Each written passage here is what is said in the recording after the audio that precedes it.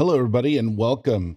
Today, we're going to talk about the Spanish missions, but not just those in California. I know many of you are from California and have visited California's missions, but the missions didn't start in California. In fact, the missions that end up in California are really kind of an afterthought. They are late in the Spanish Empire and their control over the American West. You're looking at really the start of the missions in the American Southwest happened with Juan Oñonte in the late 1500s, 1590s actually.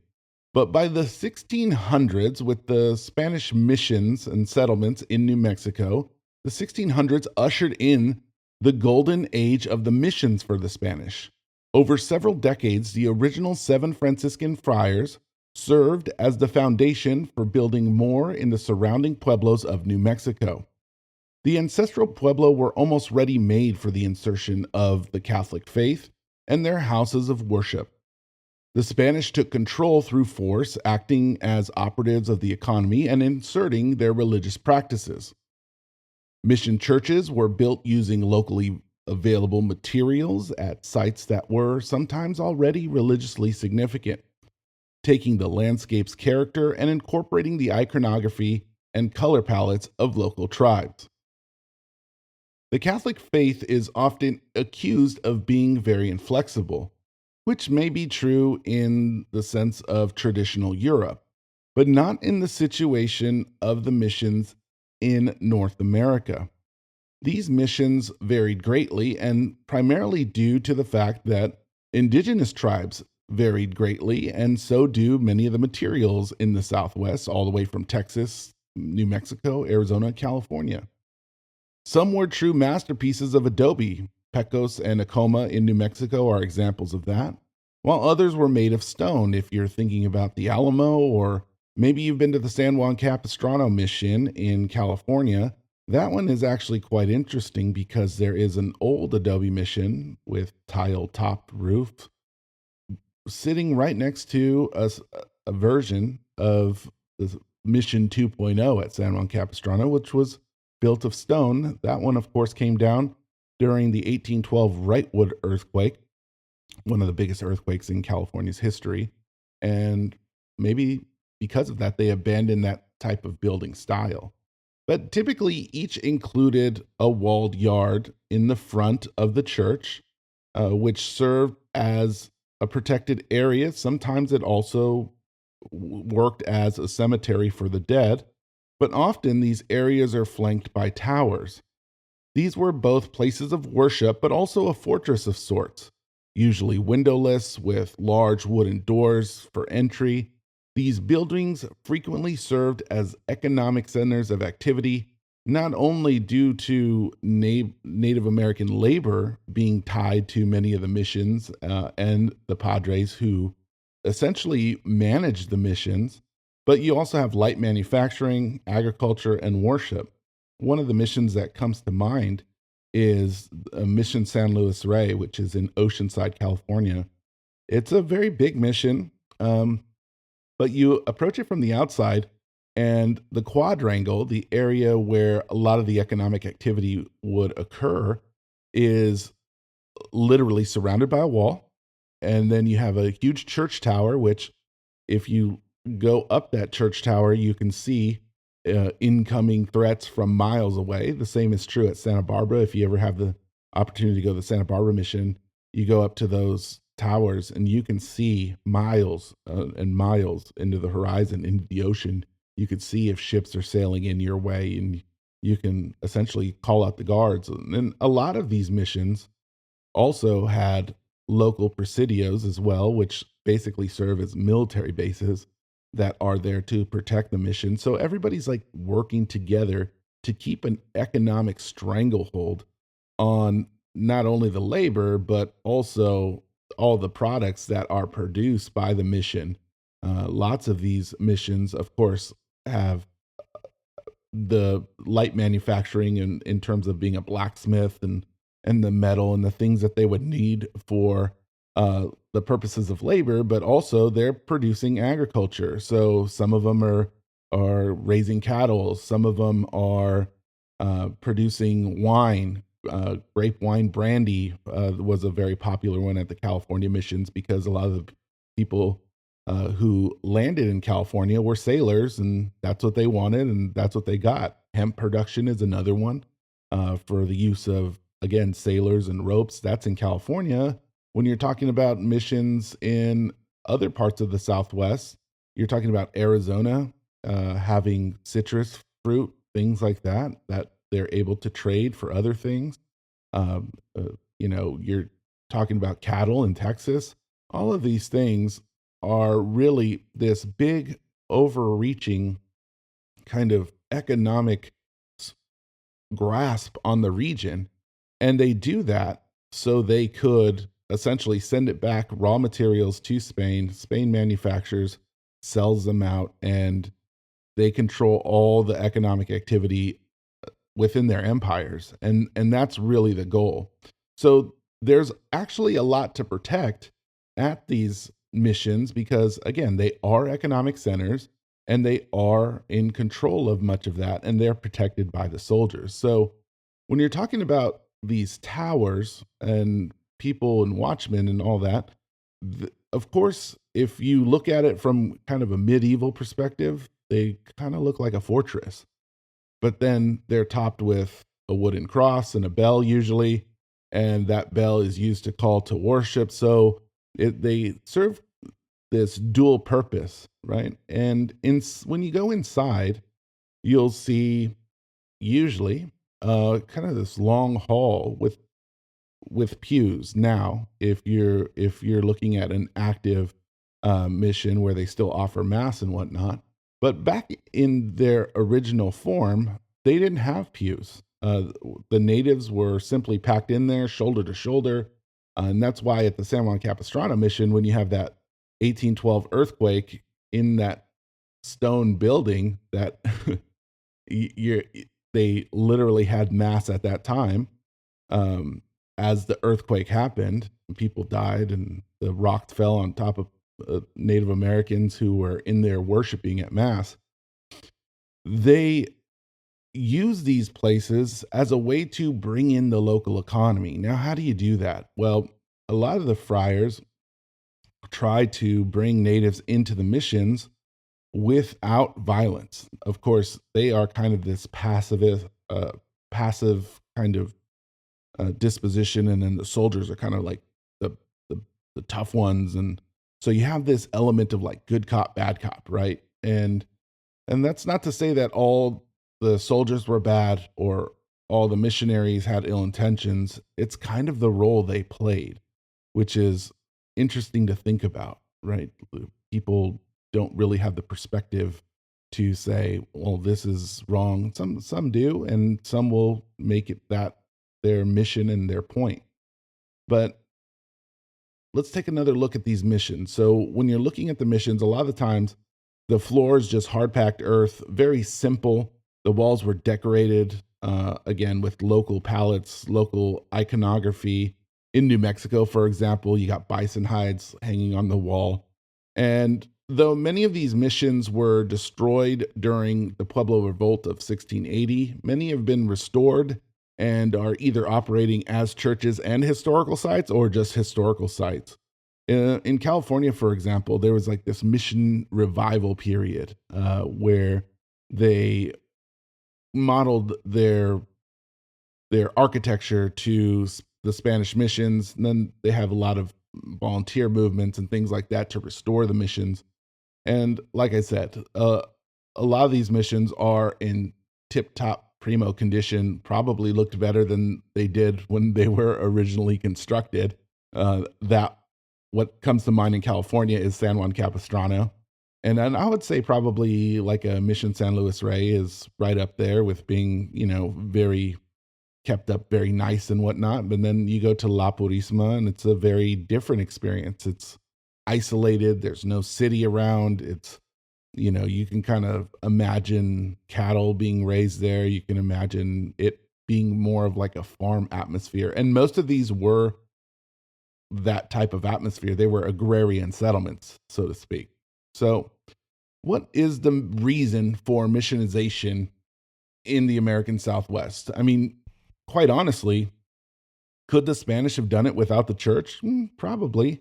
They probably could have just done it by force. They probably could have taken over these regions, basically enslaved the people. But the church changes that for them. It gives them kind of a softer approach, more of a voluntary kind of coercion, if you will.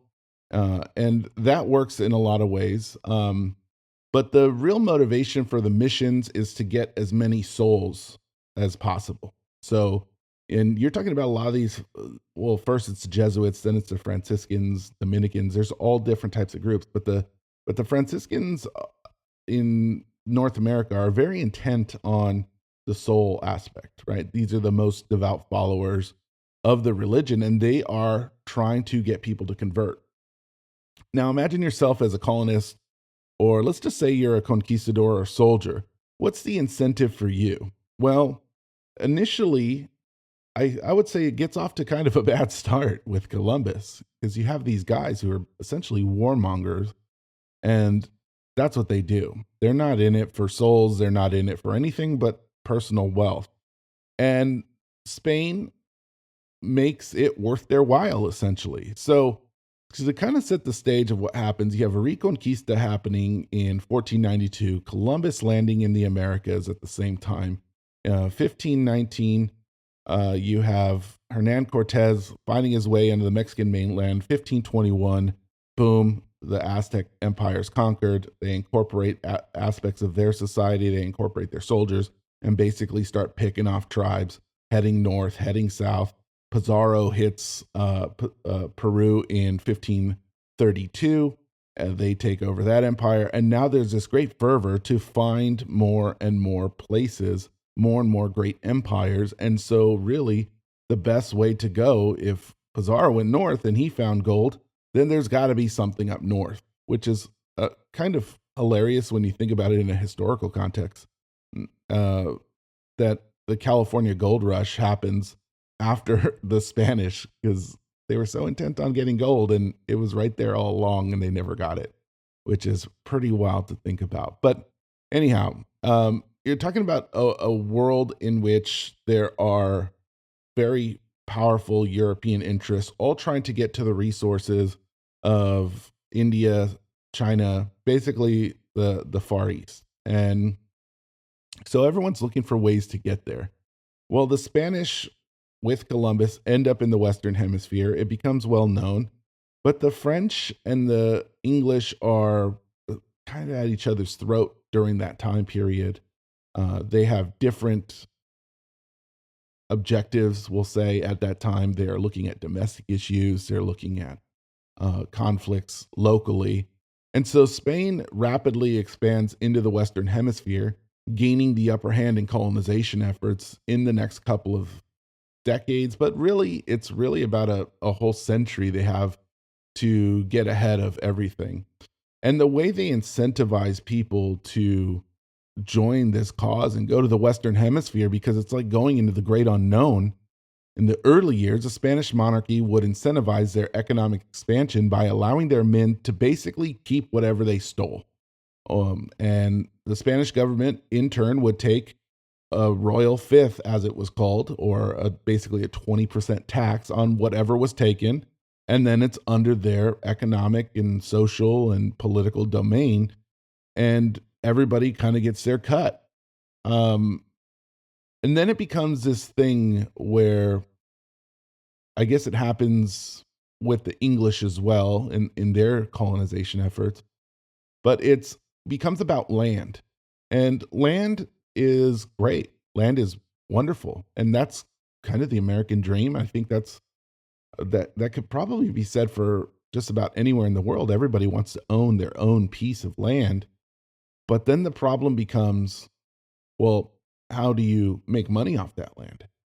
How does it not just become kind of idle, useless, empty, undeveloped, nothing going on? Well, you need labor. And in some places, slavery is not the answer to that. Some places in Pennsylvania, they have lots of kids, and that kind of does that. But the problem with Spain at this time is that many of the people who are coming to the New World, almost all of them are men. And life in Spain, I've never been to Spain, but I've heard it's absolutely beautiful. It's wonderful. It's very much like California's climate. It's very sparsely populated compared to other European areas, with the exception, of course, like Madrid and Barcelona and some of the bigger cities. The countryside is literally the countryside. It's a great way of life. So convincing people to come to the new world for this great unknown and there's great danger, but also great adventure is very difficult to get women to come onto that. And really, that's the problem that the Spanish encounter because they aren't able to transport hundreds or thousands of people and establish colonies. So they really do, one, they need the labor from the natives, which is okay. That was almost to be expected if you look at world history. It's almost absolutely to be expected that they would enslave the native population. But two, once you get over that point, now you're not procreating and you're still very much behind the population numbers that you would need to basically keep control. And so that becomes an issue as well.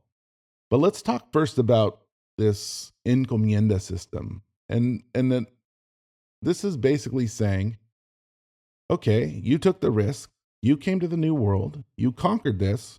Now here's a piece of land for you. It's basically a plantation that'll turn into a town or a village. And it empowered the Spanish conquistadors to have these large plantations with what basically amounts to slave labor and control over the native population. And that is how the Latin American world is developed.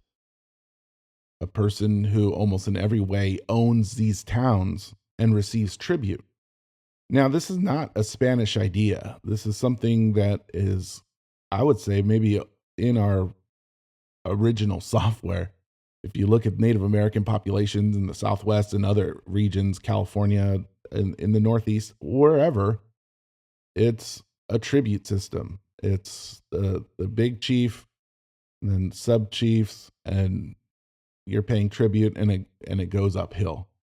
And that's essentially the system that they implement. Now, when you're in that position, now there's responsibility to that. So, in exchange for that, in exchange for this wealth, in exchange for this land and all of that you get, your job is to maintain order. You have to keep the order, you have to maintain justice, and you need to reinforce the Catholic Church's conversion of the natives.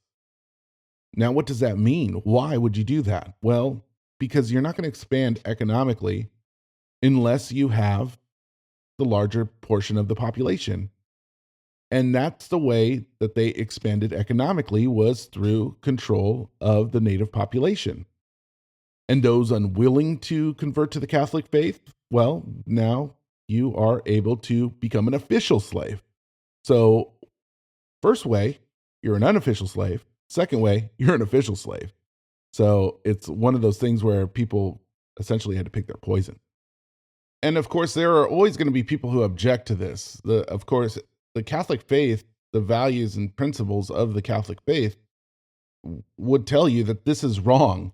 And there were many people who knew it was wrong and they overcame that with their greed or whatever. And there were those who didn't operate that way or did for some time. And one really good example is a friar by the name of Bartolome de las Casas, who came with Columbus on his second voyage to the Americas. And he himself participated in the encomienda system for, I think, about 15 years. And he came to have a change of heart and became an advocate for the natives, very much the same way as Cabeza de Vaca did after spending years with Native American populations in the Southwest. So what we have here is a slow but evolving viewpoint from the Spanish crown.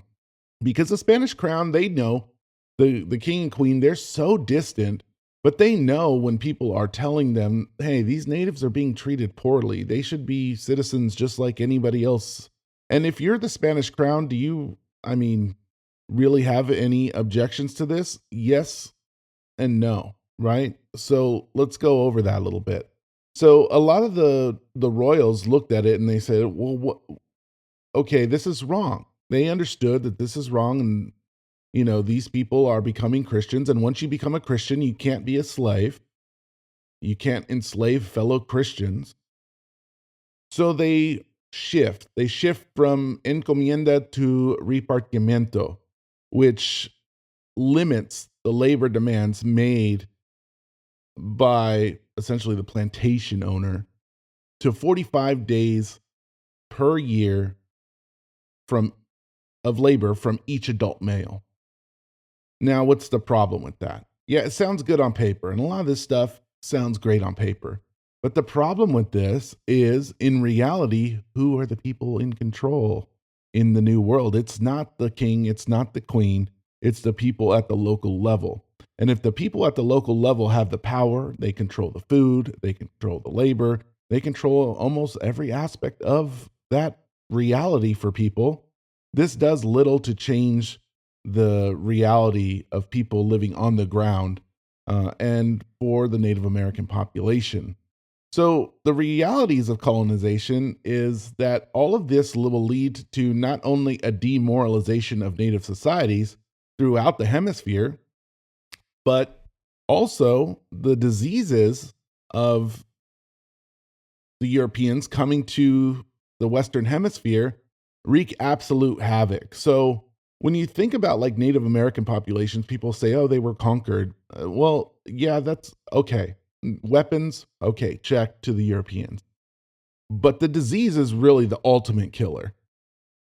And that reduces the population rapidly. In fact, there are statistics out there that say by 1570, 90% of the Native American population, the original Native American population in the pre Columbian era, was gone. So they don't even have the numbers to compete in terms of war or anything like that.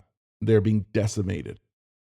Adding to the misery of colonial life, the labor shortage brought on by the reduction in this Native American population leads to the importation of African slaves from the East. And in Mesoamerica, you have Chinese traders coming from the West. Now, what's the problem there? Well, the Chinese are bringing in Japanese and Filipino slaves in through that side of the country. So you have people essentially being brought against their will into Mesoamerica. And you have these very loose but very strict kind of hierarchical points. So, in terms of race. So, the variety of racial backgrounds led the Spanish to implement a social hierarchy based on one's color, uh, the color of their skin. And this was not an original idea. And in fact, most of the ideas in the Americas are not original. This idea was developed during the age of Reconquista to separate Jews and Muslims from European uh, Spanish populations in Spain, so they can know the difference.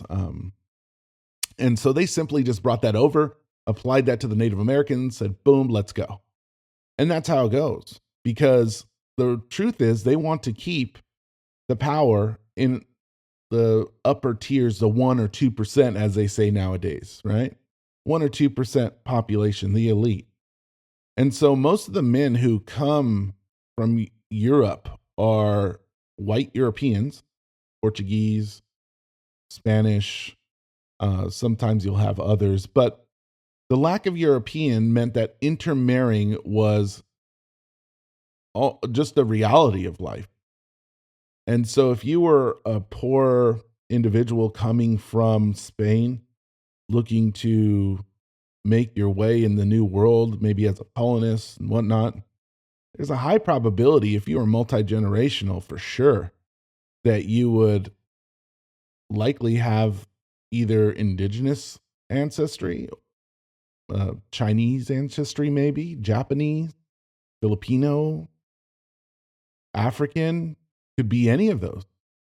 And so, in order to keep the European hierarchy, they implemented Sistema de Castas. This is a caste system based on race. So with all of this, now the color of your skin becomes highly valued. And what we see here is New Spain, and this will bleed into the West. And the reason we're talking about this is because it does bleed into the West. When we get even into the 1800s, and we're talking about the acquisition of the American West from the United States, all these issues will pop up because they're a white, quote unquote, European, Anglo European society. And you have all these people in the American West who are multi generational, who have been there for quite some time, who fancy themselves as Spaniards, but they have African and indigenous ancestry, and their skin does not match those of the Anglo Europeans who are coming west. And that will become a problem, obviously. And so all of this is to keep the power, the whole caste system is to keep the power of New Spain and its colonies in the hands of those with the most European blood. So as we make our way through the rest of this lecture series, I want you to focus on the ideas of how the church, how the soldiers, and how the colonists are all kind of stuck in this vice grip of empire. They're all just trying to live. They're all trying to, most of them, in fact, I think are trying to live peacefully, but they're stuck between their race. They're stuck between the power of the Catholic Church or the soldiers. They're stuck between these rules and laws of imperial powers that are thousands of miles, oceans away.